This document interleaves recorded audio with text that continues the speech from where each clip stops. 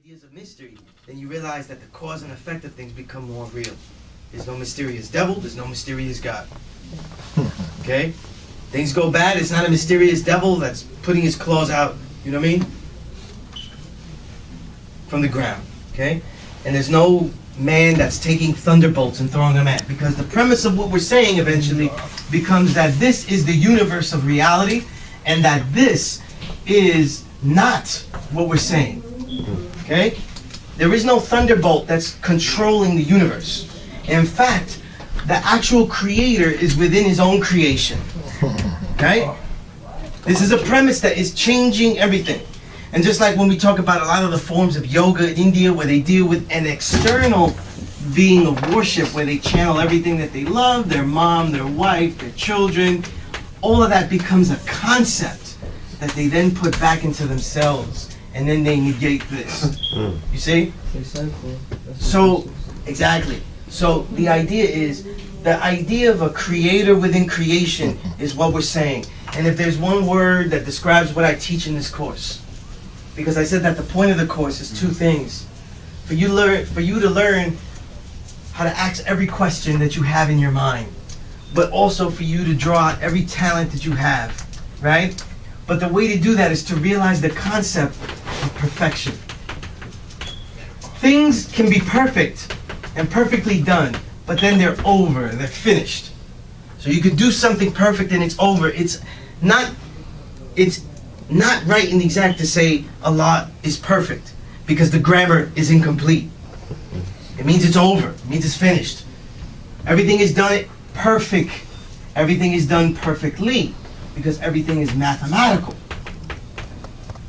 When we talk about mathematics, everything is an equation that is colliding with each other. There are equations of thought that you thought about this to come here, just like there are equations of thought that made everyone else come here, and they all collide, they all coincide. Every time there is a mystery, it's because we don't know all of the equations that added up to the mess that we're looking at now, right? So when we start to, when I said perfection, this is an old term that I've been saying since I started this. In fact, it was the premise of me starting this course.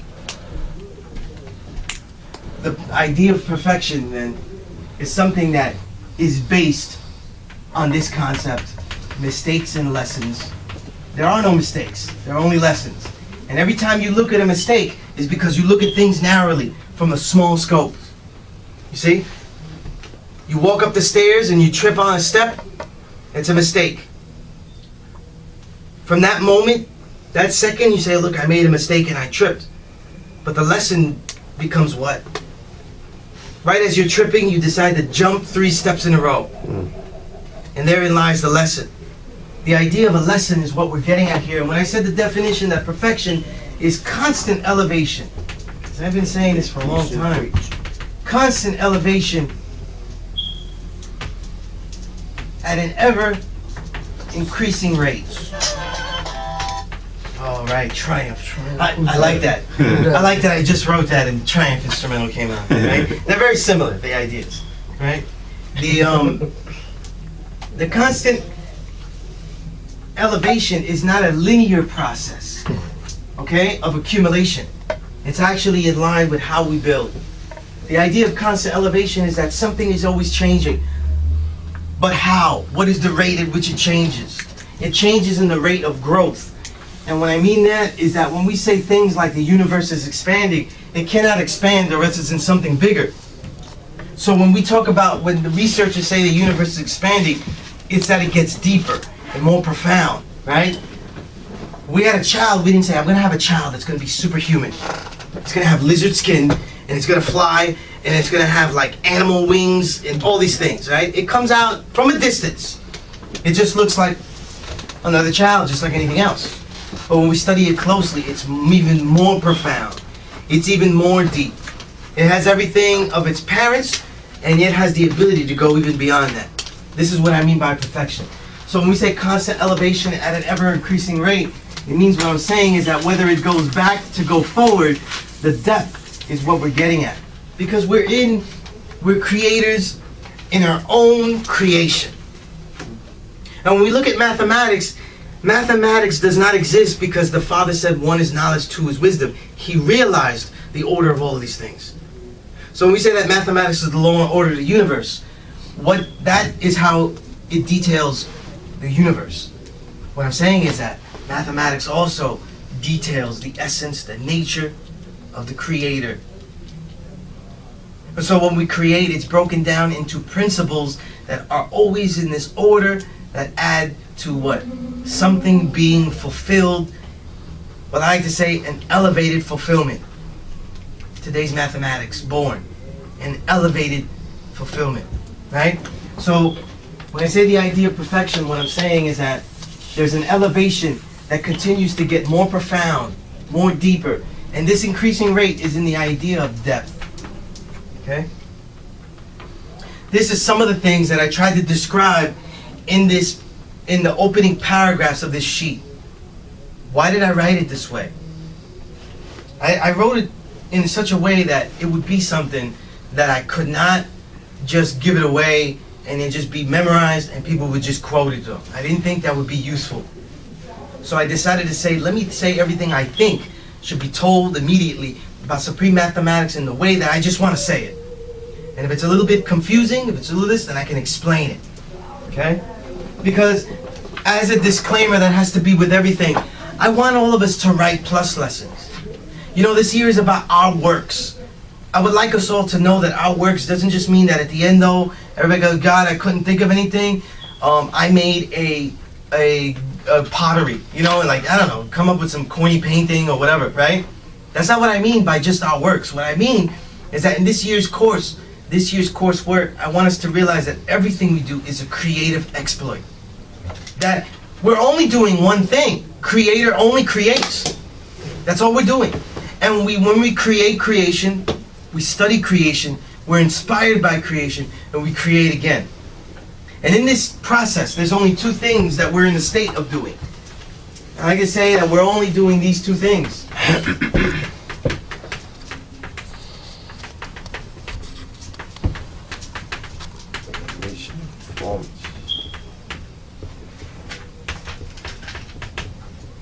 Preparation and performance. Like I said, when you master certain things, when we get into a mastery of things, the differences between preparation and performance become skewed. They become merged. Right? So I said we do the martial arts though, what becomes more relevant in the Kung Fu? The preparation of the performance. You get into martial arts, you say, look, I'm going to whip some ass though. No one's going to whip my ass again. Simplistic thought. But the more that you prepare, the more that you become good, the performance becomes more of an inner performance where you're already realizing that's a negative cipher. I'll get out of that immediately. You're already ahead of time. You're already thinking ahead. So now it's like, I learned how to do this. I don't get to whip nobody's ass. This might be a disappointment for some, but it's actually an elevation. And so now what becomes crucial is the performance. I've learned breath techniques. I learned to complete breath. I've learned how to gauge myself. I learned to become aware of all of my body parts at all in one shot. Right? As the Chinese say, I learned how to breathe from the nose to the feet. So I learned how to bring the breath everywhere. So now it becomes where the preparation and performance are kind of merged. What really is the performance? What really is the preparation? And these things is stuff that we have to realize, stuff that we have to learn. What's more important? Speaking about what you have learned or learning. Where does that lead us, right? Who's learning more here? Me as I speak, or you as you listen? I could make a good argument that I am learning more than you guys are. Saying all this, standing up here, right? But the argument is irrelevant. The point is, right? Well, really, yeah. So when we talk about the supplementary words, right? Some guys disagree. When we talk about, you know, the power or refinement, culture, and freedom, yes, those words could exist by themselves. So you could have freedom by itself, and then discuss and see the freedom inside the culture. So say, you know, so what is it? You know, what is it that culture abides by? what culture has to have some sort of righteousness. What are these laws that we need to organize ourselves of? Same with power. What is it that propels power? How is power exerted towards others, right? And so then we get these words that provide that more specifically, so you get freedom. But it's a freedom that is not a savage freedom, where it's like, oh, I'm gonna get drunk and get high on E and just wild out. Is that really freedom? Just because you could do whatever you want? The other about refinement, refinement being gay, some refinement meaning it turns the gene gay inside the woman's womb. Well, that's whoever so-called gods are making these statements is their inability to really see the white man isms inside of them. It's an inherited trait. It's an inherited European mentality that they have colonized themselves with. They've been mentally colonized to think that. And so it's funny that you're God, but you're saying these things, because then it's your inability to truly understand the universal law of gender and how that plays out. And you see that even within the mathematics themselves. Mathematics is a balanced numerical system. How are you not going to see that? And these words, specifically for those 2 degrees, are important.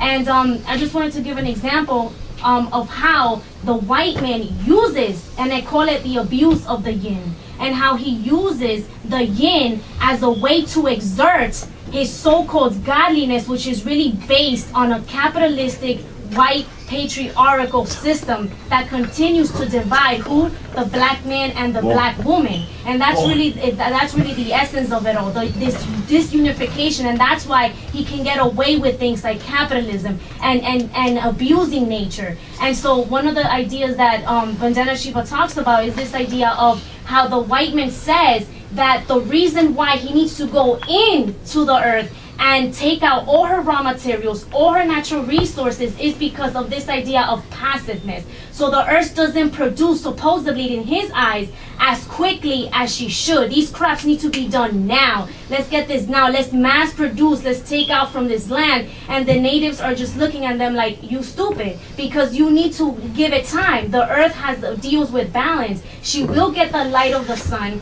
so that she can then grow her seeds. But you cannot just like milk her like that, saying, like what they're doing to the cows, how they have them, like in these things, and then they're just, juicing her out. So that's really that. And that's really what I call the abuse of the yin, and how that even translates to the mentality of so-called gods in not even viewing in mathematics that balance that coexists. And you shouldn't be, afraid to explore what refinement is. Don't be afraid to explore what freedom is, and how that can lead you towards a better understanding of that particular number, that particular degree in the science of creator and creation. Well, one thing we have to add on to do is who added in that. Father Allah was the one who added the refinement into the mix. So not to every story, God. Yeah. But follow what I'm saying. Here's the thing. One thing that we can't refute is absolute truth. You know what I'm saying? So even whether it was the father, because one thing, all the lessons, as far as when we talk about the math and alphabet, it wasn't just the father that manifested on that. You also had a Bu Shahid that was added on with those sciences. As far as the formulation of the supreme mathematics and the supreme alphabet. So everything wasn't just Allah. And the one thing that we had to get also out of that when we talk about religious mindset is if it doesn't came out of the mouth of Allah, it can't be seen as something that is deemed as something that's valuable, something that is to be utilized and manifested. But I would say when we're talking about the patriarchal, I would say patriarchal is when you're dealing with, let's say, man, woman, and child, and if that man is governing that household and keeping it in the perspective of man, woman, child, captain, lieutenant, private soldier, that's not the problem. The problem when you're talking about the colored man is dealing with misogynistic and sexism. That's a difference between dealing with a paternal led household. It's when, the paternal is when you're governing, you're nurturing, you're still dealing with that aspect of man, woman, child, keeping things in that order of balance. It's when I abuse that power and position. That's misogyny, that's sexism, and that's what was being taught, because even when you go back to Greeks and Romans, they only saw a woman as being just a vessel of life, but they were having sex with men. You know what I'm saying? And they saw that as being more of a but it's still patriarchal because when you even denote the word patriarchal, it's still not balanced. A patriarchal household where decisions are only coming from the man, that's not balanced. Therefore, it is not right and exact if that balance is not there. And patriarchal is the westernized word. Patriarchal, it depends on how you're using it, definitely. But patriarchal is indeed a word that denotes misogynist and sexist tendencies. Not necessarily, because we can deal with, if we go into the East, you had multiple wives. So it was definitely, you know, as the man that's running, or if you want to say governing the household, but everything is in how you do it. I can just like, I'm running things, if I'm having more than one wife and I'm dealing with equality in the sense where, as far as in how I do for one, I'm doing for all, etc., etc., there are laws, rules, and regulations with that. Whereas versus if I'm having just baby mothers or girlfriends all over and I'm if you part of my expression, slutting them out. Those are two different degrees. I can deal with in a governing sense, you know, righteously, or I can do it in the backsliding. I think, just so I can move on. You also need paper to do that. Thank you, boy. We do need paper though. Please There you go. Get that money. I think the questions of patriarchy and matriarchy, let's include matriarchy in this, they all become semantical if we could easily strip ourselves of both words if we think of what's right and exact would be that middle way. So when we say like the man heads the household and all of the decisions are based on what is right and exact for the family, then that wouldn't be patriarchal, that wouldn't be matriarchal, that would be just right and exact. Patriarchy only exists when there's an extreme of one side. Matriarchy also exists when there's an extreme of leniency, letting things go, because when we study ancient Egyptian dynasties, the latter Egyptian dynasties, they were not destroyed through patriarchy, they were destroyed through matriarchy. So these societies got too lenient, they got too inviting, they got too letting go of people, you know, of invaders to just invade in, too much colonization. So, especially if you study a lot of concepts of matriarchy in Chinese societies, they were also taken over in that respect, right? And then thus the imbalances start to grow on the other side.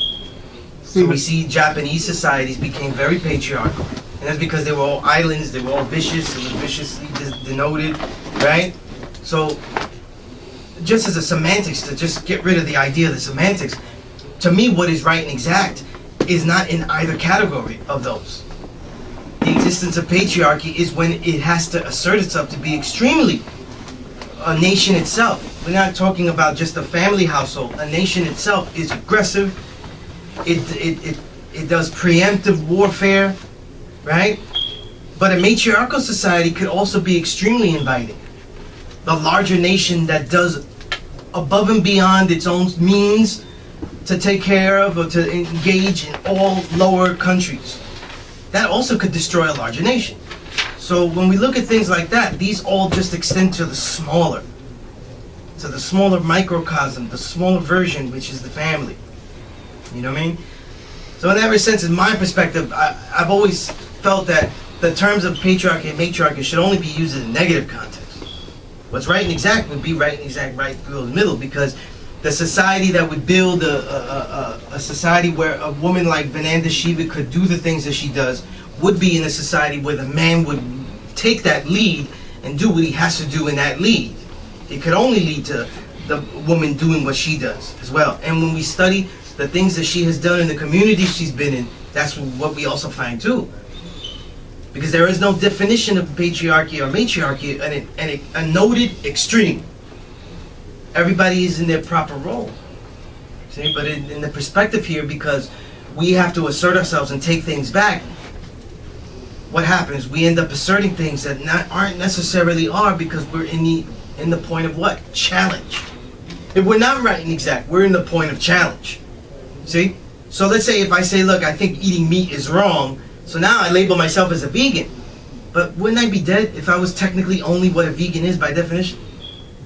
Because vegan is someone who doesn't eat meat or dairy. It doesn't say what I eat. So technically, by definition, I just don't eat things. I don't know what I eat.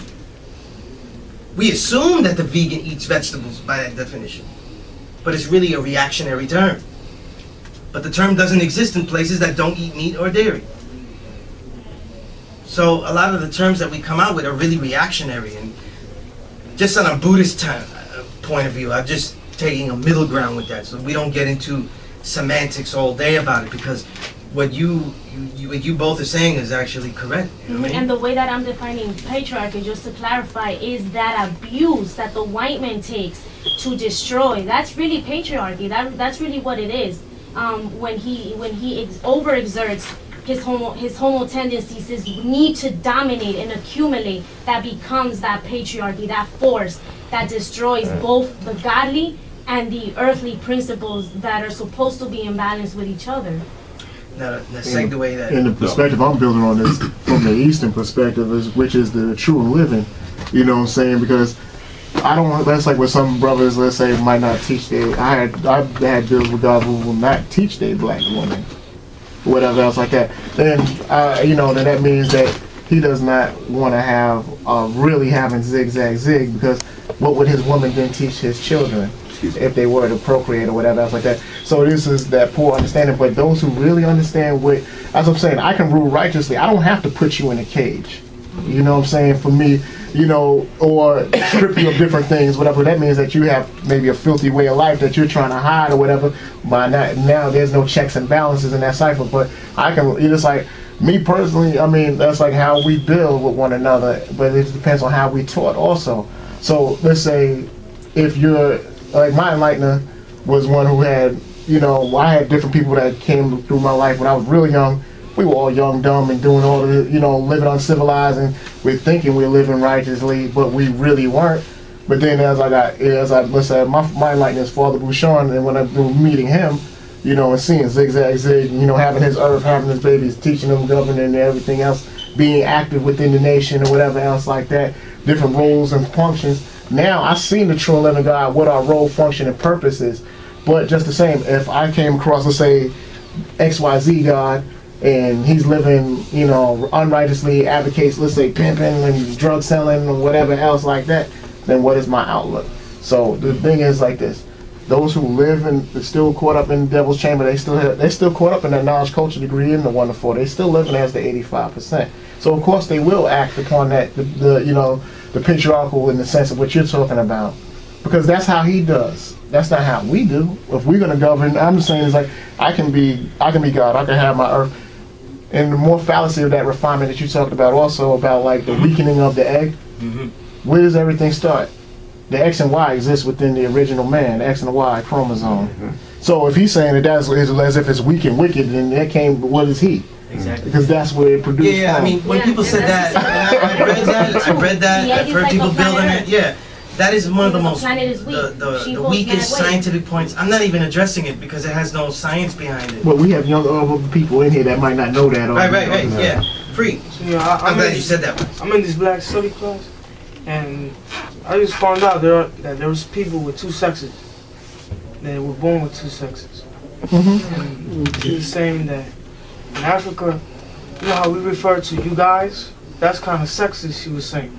He was saying that in Africa they say you gals, not really you gals, but they don't say you guys. Mm-hmm. They talk more like in a feminine type. And they also say they don't really, they have like, over here, if you have 2 sexes, you gotta decide whether you're a boy or you're a female. And he said out east, they don't make you decide. So I don't know if that's true or not. No, I just wanted to bring that up. In some cases though, what you have people, they're not necessarily both sexes in that per se, but they have both sex organs. Yeah. People have been born that way and stuff like that. I can't say who technically is right, what's the right way to go. I guess it would entail the individual.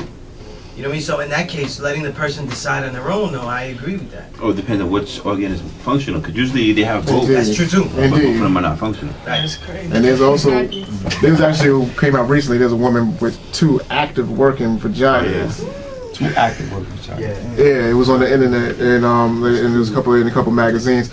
But that's also, when we talk about this, to bring things to a whole nother level of perspective, what we're talking about, when we say that Allah is one, I mean, a lot of times people get things misconstrued when they say that Like the black man, as if we were just here on this planet and it was just all men and whatever. That's just a fallacy, just insane. I took out my rib and then I created a woman. You know what I'm saying?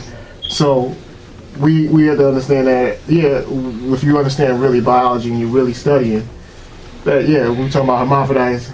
All right, you're talking about dominant and recessive. Obviously, over time, you know, the one with that, you know, dominantly or functional working vagina, that, because you go from, if you study nature, you have asexual reproduction and then you have sexual reproduction. Right. And eventually went from asexual to sexual as it went from dominant to recessive, and then so forth, and understanding about how the colored man was coming to creation.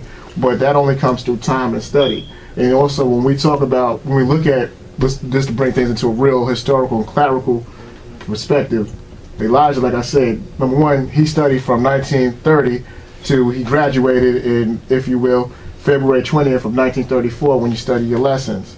So that was within 4 years. So that's like everything that let's say my first 4 years in studying 120 lessons, I knew something. But if you add in another year, and then eventually it's like going to 8 years, to 16 years, etc. My understanding is supposed to be expanding. So we have to, just for those who are just starting to learn, you know, study these lessons, like God was saying earlier, is that take it for what it is, but don't get trapped within it. Right. Study it and expand beyond it. You know, like I said, they was answered nearly correct. It's your job and duty for yourself to understand it and articulate it and take it to another level beyond the, you know, the perfection level which was on that paper. That was Elijah's perfection level at 4 years. You know, in time, where's the core one of it? It's just like building blocks. This is just the first stage to bring you out of that mental death, to take you out of all these lies, deceit, and nonsense that the system, the devil, whatever you want to classify that, has put out here to confuse you and take away your power within yourself. The preacher doesn't have a role, function, or purpose. Once he can't get you to keep giving out your money when you have the understanding that he's not a conveyor belt towards some higher being or existence. I'm God, you God, he God. What am I paying you for? You can't tell me about me, especially if you don't even have the true understanding. That's amazing. Let me segue with that other point that you brought up, Free. That's interesting what you said about the you guys versus you gals and stuff like that. That's obviously being in a patriarchal society, we have that habit. You know what I mean? This is 120 too, with certain aspects. Yeah.